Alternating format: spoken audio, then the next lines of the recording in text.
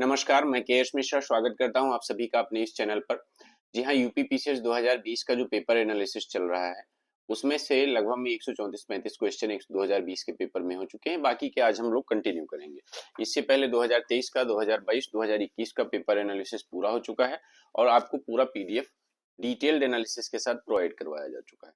तो जो लोग भी यूपी पीसीएस का एग्जाम दे रहे हैं, उनके लिए ये क्लास बहुत ज्यादा इंपॉर्टेंट है, तो उसको बिल्कुल भी मिस ना करें, क्योंकि यूपी पीसीएस को ध्यान में रखते हुए मैंने ये सीरीज चलाई है। और आज की क्लास का आपके सामने पहला सवाल है, इसको देखते हुए आप जवाब दीजिए। Which among of the following became the first Arab nation to launch the Mars mission in July 2020? मतलब जुलाई 2020 में मंगल मिशन लॉन्च करने वाला पहला अरब देश कौन बना, आपको बताना है। देखो, ये क्वेश्चन 2020 में यूपी पीसीएस ने पूछा था। आपको याद रखने हैं कि भी हाल ही में ऐसे कौन से जो है मिशन हैं जो लॉन्च किए गए हैं, फिर चाहे चाइना का मिशन हो जो चंद्रमा के जो है साउथ पोल से नमूने सैंपल लेकर लौटा है, उसको भी आपको याद रखना है, ठीक है। बाकी एक बार आर्टेमिस मून मिशन के बारे में भी आप लोग पढ़ लीजिएगा, इन सभी से सवाल जो है बनते हैं। अब आपको बताना है इसके बारे में। भाई देखिए, पहला अरब देश वो चाहे 2020 में हुआ हो और चाहे 2025 में हुआ, बट पहला अरब देश तो वही होगा जो 2020 में। तो अगर पहले का कोई सवाल आता है तो सवाल सेम होगा, कोई गलत, आपको अलग से उसके बारे में नहीं सोचना है। सऊदी अरब, कुवैत या यूएई या कतर। देखिए, आपको याद आ जाएगा अगर मैं आपको बताऊंगा, इस मिशन का नाम था होप मिशन, ठीक है। और ये किसका था? ये यूएई का मिशन था। और यूएई ने किसके सहयोग से? जापान के सहयोग से इसको लॉन्च किया था, ठीक है। कब लॉन्च किया था? ये होप मिशन इसका लॉन्च हुआ था 20 जुलाई 2020 को, ठीक है, लॉन्च किया गया था। तो यूएई जो है वो पहला अरब देश ऐसा बना जिसने जो है पहला मंगल मिशन लॉन्च किया। हालांकि किसके सहयोग से? मान लेते हैं एक सेंटेंस आपको बना दिया जाए कि यूएई पहला जो है देश है जिसने मंगल मिशन लॉन्च किया था और इसने रसिया के सहयोग से किया था, आप फंस जाओगे। तो ध्यान रखिएगा कि जापान के सहयोग से इसने लॉन्च किया था। और जो ये मिशन है, ये एक्चुअल में अगर मैं मार्च की बात करूं तो फरवरी 2021 में ये मार्च पे पहुंचा। फरवरी 2021 में मार्च यानी मंगल पर पहुंचा, ठीक है। इसको आप लोग ध्यान रखिएगा। नेक्स्ट क्वेश्चन, भारत के निम्नलिखित पड़ोसी देशों में किसने जुलाई 2020 में सोशल मीडिया पर मुफ्त इंटरनेट सेवा पर प्रतिबंध लगा दिया? देखो, ये सवाल थोड़ा सा आपको मतलब देखेंगे तो लॉजिकल है आपके लिए। देखिए, इसका कहना क्या था इस संबंधित देश का कि जो मुफ्त इंटरनेट सेवा है वो एक फेयर जो कंपटीशन होता है उसमें जो है बाधक है।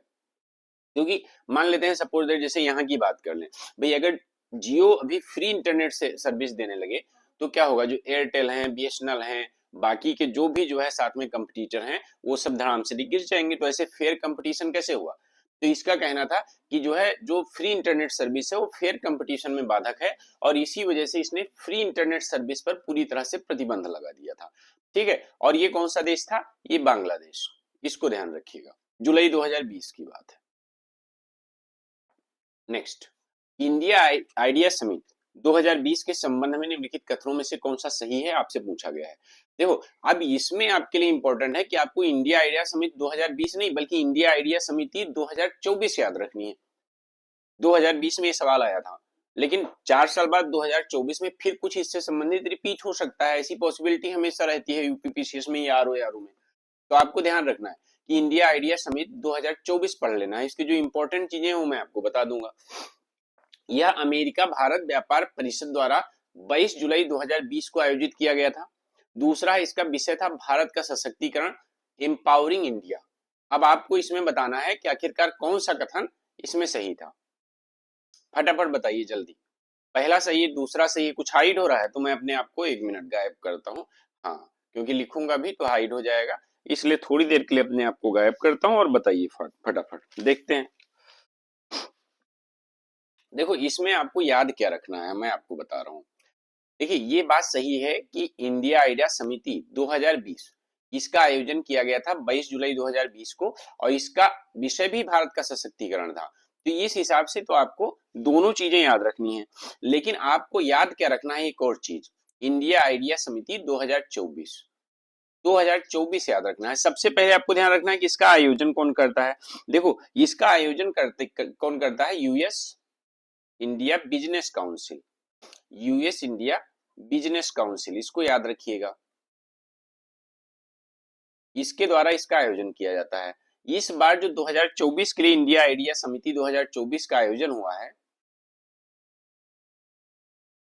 इंडिया आइडिया समिति 2024, इसका आयोजन इसी यूएस इंडिया काउंसिल के द्वारा 12 सितंबर 2024 को किया गया है।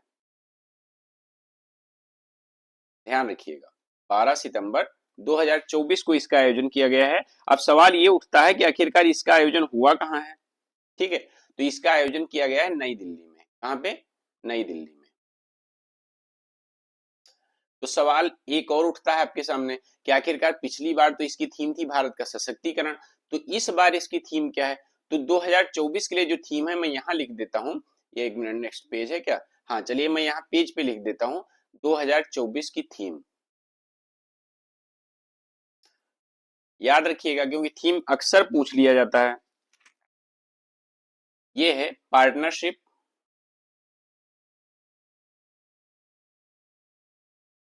And prosperity,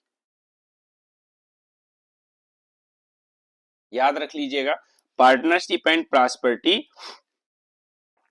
into the era of AI. ठीक है, into the era of AI and critical technology. थोड़ी बड़ी है बट हाँ याद रख सकते हैं आप लोग, ऐसा भी नहीं है, क्रिटिकल टेक्नोलॉजी। ठीक है, ये इसकी थीम थी, partnership and prosperity into the era of AI and critical technology, ये 2024 की थीम है। आयोजन कहाँ हुआ, नई दिल्ली में हुआ। आयोजन कौन करता है, यूएस इंडिया बिजनेस काउंसिल द्वारा इसका आयोजन किया जाता है। ठीक है, तो इसमें ध्यान रखिएगा, 2024 के लिए इंपॉर्टेंट है, ध्यान रखिएगा। उत्तर प्रदेश ने 29 जुलाई 2020 को निम्नलिखित नगरों में से किसमें लॉ यूनिवर्सिटी, राष्ट्रीय विधि विश्वविद्यालय की स्थापना के लिए अनुमोदन किया था। अब अभी के लिए हिसाब से आप समझिए कि 29 जुलाई 2020 को निम्नलिखित नगरों में से किसमें राष्ट्रीय विधि विश्वविद्यालय की स्थापना की नींव रखी गई। आपको बताना है आखिरकार कहाँ। देखो अगर मैं इसकी बात करूं तो इसमें कुछ और नहीं है आपको याद रखने की, जो सवाल पूछा गया है उसको याद रखिएगा। लगभग 10 करोड़ रुपए का इसके लिए प्रावधान किया गया था 2020-21 के बजट में, और इसकी स्थापना का प्रावधान रखा गया था प्रयागराज में। ठीक है, तो प्रयागराज में इसकी स्थापना की गई। देखो ये थोड़ा सा आपके लिए इंपॉर्टेंट है, युवा खेल कार्यक्रम एवं खेल मंत्री ने 25 जुलाई 2020 को घोषणा किया था कि वर्ष 2021 के लिए 4th खेलो इंडिया यूथ गेम्स की मेजबानी कहां की जाएगी। आपको क्या पढ़ना है, आपको पढ़ना है 6th खेलो इंडिया यूथ गेम्स। कौन से, 6th, इसको ध्यान रखिएगा, 6th खेलो इंडिया यूथ गेम्स।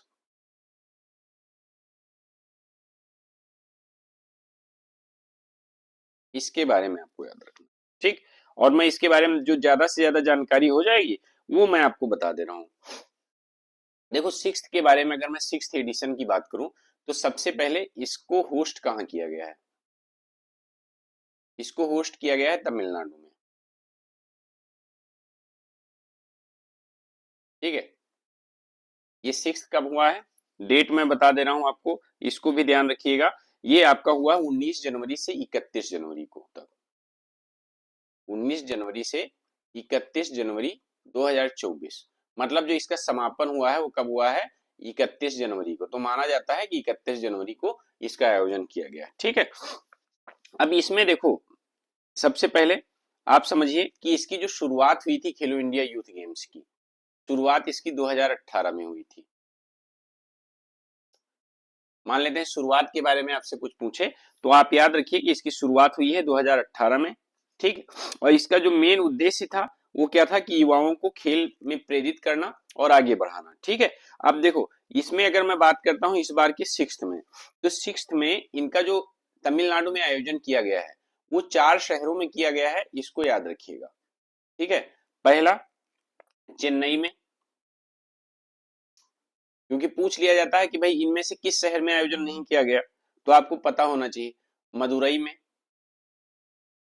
और तीसरा आपका त्रिची, ठीक है, चौथा कोयम्बटूर। ये 4 शहरों शहरों का नाम रखिएगा, याद रखिएगा, ठीक है। यहां पर इसका आयोजन किया गया है खेलो इंडिया यूथ गेम्स का। अब इसमें सवाल ये उठता है फर्स्ट कौन आया। देखो जो महाराष्ट्र है, महाराष्ट्र को इसमें प्रथम स्थान मिला, और इसमें इसको टोटल मेडल जो मिले, गोल्ड इसको कितने मिले, ध्यान रखिएगा, गोल्ड इसको मिले 57, सिल्वर मेडल कितने मिले, सिल्वर मेडल मिले 48, और साथ में ब्रॉन्ज मिले इसको 53। इसके साथ ही 53 के साथ ये जो है प्रथम स्थान पे आया महाराष्ट्र, ठीक है। फिर मैं सेकंड स्थान पर आपका रहा है तमिलनाडु, ठीक है। तमिलनाडु को जो मिले हैं आपके 38 गोल्ड मिले, 21 सिल्वर मिले, और साथ में जो है क्या कहते हैं 39 आपके ब्रोंज मिले, और ये रहा है सेकंड स्थान पर। और अगर मैं थर्ड की बात करूं तो थर्ड पे कौन रहा है, थर्ड पे आपके रहा है हरियाणा, ठीक है, हरियाणा थर्ड पे रहा है। बस इतना ध्यान रखिएगा इसमें, और इससे ज्यादा मुझे लगता है कुछ ज्यादा पूछा भी नहीं जाएगा, तो आपको जो जानकारी चाहिए थी वो इसमें आपको मिल चुकी है, ठीक है। अब देखो यहाँ पर जब 2020 में इसमें पूछा गया था तो इसका आयोजन किया गया था हरियाणा में, 2021 के लिए जो अनाउंस की गई। निम्नलिखित में से कौन सा भारतीय फुटबॉल क्लब न्यूयॉर्क के टाइम स्क्वायर स्थित नेस्डॉक कि बिल बोर्ड पर 29 जुलाई 2020 को जगह प्राप्त करने वाला अकेला फुटबॉल क्लब बना। देखो मोहन बागान फुटबॉल क्लब एक प्राइवेट फुटबॉल क्लब है जो भारत का सबसे पुराना फुटबॉल क्लब माना जाता है, सबसे पुराना, ठीक है। और इसी को जो है एक्चुअल में जो है नेस्डॉक की बिल बोर्ड पे 29 जुलाई 2020 को जगह प्राप्त किया, अकेला फुटबॉल क्लब ऐसा बना, ठीक है। देखो भारत की किसान रेल निम्नलिखित में से किन दो स्टेशनों के बाद बीच में 8 अगस्त 2020 को चलाई गई थी।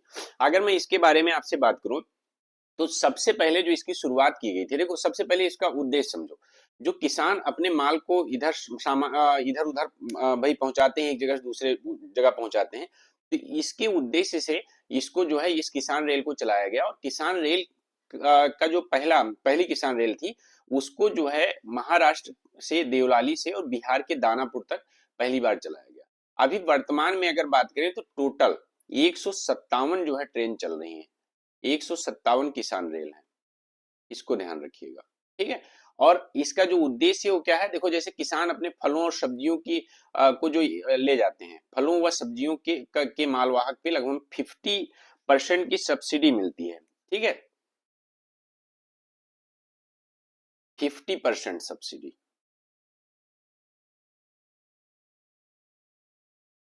ध्यान रखिएगा, ठीक। नेक्स्ट, उत्तर प्रदेश के निम्नलिखित जिलों में से किसमें 2018 में फ्रांस के सहयोग से एक बृहद सौर ऊर्जा संयंत्र की स्थापना की गई थी। देखो अक्सर पूछ लिया जाता है जैसे पहले कि कौन से जो ताप विद्युत संयंत्र की स्थापना किसके सहयोग से, अब जमाना किसका चल रहा है, अब जमाना चल रहा है सोलर एनर्जी का। तो आपको इस चीज को ध्यान रखना है कि अभी जो पूछा जाएगा सौर ऊर्जा, तो यहाँ पर कौन सा सौर ऊर्जा संयंत्र है जिसकी स्थापना फ्रांस के सहयोग से 2018 में की गई, तो मिर्जापुर सौर ऊर्जा संयंत्र। कौन सा, मिर्जापुर सौर ऊर्जा संयंत्र, ध्यान रखिएगा इसकी स्थापना, ठीक। नेक्स्ट, जनवरी 2020 में उत्तर प्रदेश के कितने और स्थलों को रामसर साइट में शामिल किया गया है।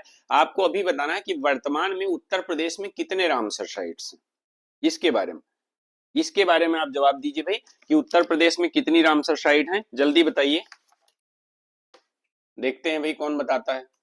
आइए यहां लिख लेते हैं, ठीक है, उत्तर प्रदेश की रामसर साइट्स,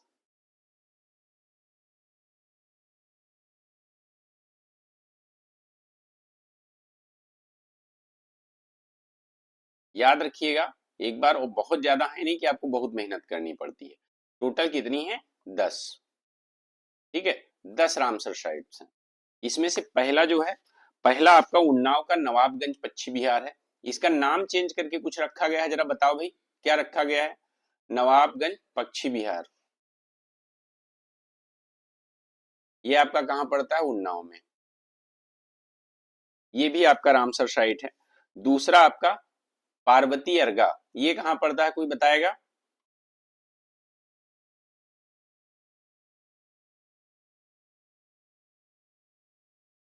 बताइए भाई, पार्वती अर्गा पक्षी अभयारण्य कहाँ पड़ता है?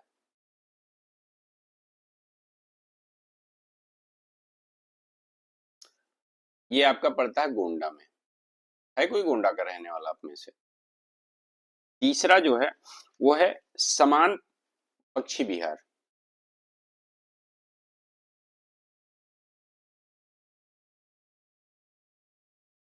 ये कहाँ पड़ता है? ये पड़ता है आपका मैनपुरी। चौथा आपका है समसपुर पक्षी विहार। समसपुर पक्षी विहार ये कहाँ पड़ता है आपका? ये पड़ता है रायबरेली। ठीक है। चौथा सांडी पक्षी विहार, पांचवा सांडी पक्षी विहार। ये आपकी कहाँ कहाँ पड़ता है? ये आपका पड़ता है हरदोई। ठीक है। सिक्स्थ आप है सरसई नवार झील।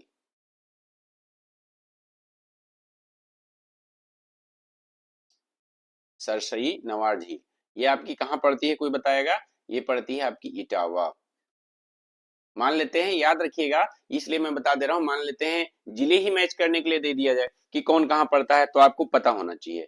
सातवां है आपका सूर सरोवर। सूर सरोवर कहाँ पड़ता है? बहुत सारे लोग आप में से जानते होंगे, ये पड़ता है आपका आगरा। याद रखिएगा। ठीक है। फिर ऊपरी गंगा नदी भी आती है इसमें। ठीक है। ऊपरी गंगा नदी ब्रिज घाट से नरोरा तक। ठीक है। ऊपरी गंगा नदी इसका भी है, ये ब्रिज घाट से नरोरा तक। नरोरा में कोई पावर प्लांट भी है, नाम बताइए भाई। एक है हैदरपुर आर्द्र भूमि, नवा हैदरपुर आर्द्र भूमि। ये आपका कहाँ पड़ता है?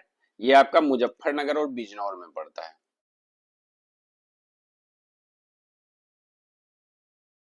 मुजफ्फरनगर प्लस बिजनौर। ठीक है। एक आपकी जो 10th बच रही है वो बखीरा पक्षी वन्यजीव अभयारण्य। सबसे लेटेस्ट यही है, ध्यान रखिएगा। बखीरा पक्षी विहार या वन्यजीव अभयारण्य दोनों। ठीक है। ये आपका कहाँ पड़ता है? ये आपका पड़ता है संत कबीर नगर। जुलाई 2021 में इसको आर्द्रभूमि स्थल के रूप में नामित किया गया है। ठीक है। तो उम्मीद करता हूं इतना आपको समझ में आ गया है जो भी अब तक पढ़ाया गया है। और जब 2020 की बात है तो इसमें 6 शामिल किए गए थे, वर्तमान में 10 हैं। ठीक, याद रखिएगा। ये बताइए भाई, भारत में निम्नलिखित राज्यों में से किसमें कोविड-19 अवधि में पहली बार ई लोक अदालत प्रारंभ हुई थी? उत्तर प्रदेश में, महाराष्ट्र में, छत्तीसगढ़ में या बिहार में? देखो कोविड-19 का दौर ऐसा था कि वहां पर जाहिर सी बात है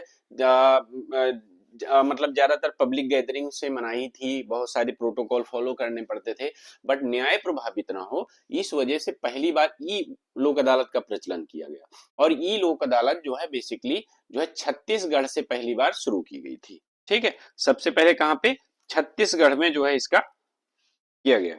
ठीक है।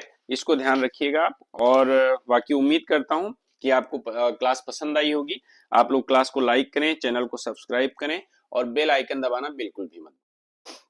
भारत में मिट्टी बचाओ आंदोलन कहां से शुरू हुआ था? देखो मिट्टी बचाओ आंदोलन सबसे पहले सीव द सॉइल आंदोलन जो है वो एक्चुअल में आपका होशंगाबाद मध्य प्रदेश में शुरू हुआ था। ये इसका सही जवाब है और अभी भी इसका जवाब यही होगा। ठीक है। नेक्स्ट सवाल जो है इसका आप लोग जवाब दीजिए, निम्नलिखित में से कौन सा सुमेलित नहीं है? ईस्ट इंडिया समिति 2020।